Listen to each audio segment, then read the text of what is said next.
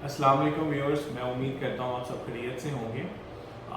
मेरा नाम मुबीन इलियास है और मैं बतौर माहिर नफ्सियात आपकी खिदमत में हाज़िर हुआ हूँ। आज का जो हमारा टॉपिक है वो डिप्रेशन के ऊपर है। डिप्रेशन के बारे में हम बहुत ज़्यादा डिस्कस करते हैं अपनी रूटीन की ज़िंदगी के अंदर, स्कूल में, कॉलेजेस में, घरेलू लाइफ में, सोशल लाइफ में इसको बहुत ज़्यादा डिस्कस किया जाता है। लेकिन सबसे पहले जो डिप्रेशन के बारे में जो इन्फॉर्मेशन है वो देना मैं आपको मुनासिब समझता हूँ कि डिप्रेशन है क्या, किस तरह एक इंसान इससे अफेक्ट होता है और उसकी ज़िंदगी किस तरह से मुतासिर होती है। ग्लोबली पूरी दुनिया के अंदर जो डिप्रेशन से मुतासर अफराद की तादाद है नौजवानों के अंदर, वो तकरीबन कोई 5% के करीब नौजवान जो है वो डिप्रेशन बीमारी से गुजर रहे हैं। पाकिस्तान में भी सेम इसी तरह से जो हमारी यूथ है वो ऑलमोस्ट 30 से 40% इससे अफेक्टेड है।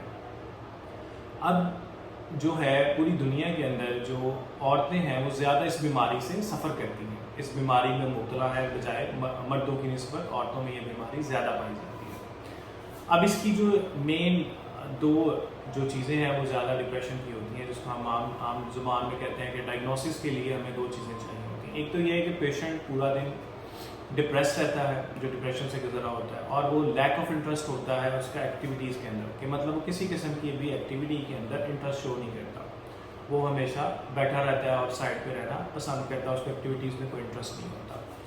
उसके अलावा अगर हम बात करें तो और इसमें चार चीज़ें ऐड होती हैं कि एक तो इसमें इमोशनली हम देखते हैं कि इमोशंस उसके बड़े डिस्टर्ब होते हैं, वो सैड रहता है, इरिटेबल रहता है, चिड़चिड़ापन रहता है उसकी तबीयत के अंदर। फिजिकल इश्यूज आते हैं, वो हर वक्त थका हुआ रहता है, और उसकी जो स्लीप होती है वो डिस्टर्ब होती है।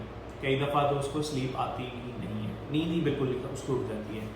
मेंटली इश्यूज होते हैं, जैसे कि उसको डिफ़िकल्टी होती है कंसंट्रेशन के अंदर, वो कोई काम नहीं कर सकता, हर काम के अंदर उसको प्रॉब्लम आ रही होती है। उसके बिहेवियल इश्यूज होते हैं, उसके बिहेवियल इश्यूज इस तरह से होते हैं कि वो अपनी तमाम एक्टिविटीज़ को विड्रॉ कर देता है, वो कोई भी काम नहीं करता। अब ये जो चीज़ें हैं ये इसकी अलामत है।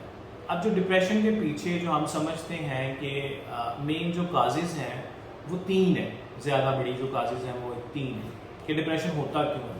उसमें सबसे बड़ी जो चीज़ आती है वो आती है जेनेटिक्स।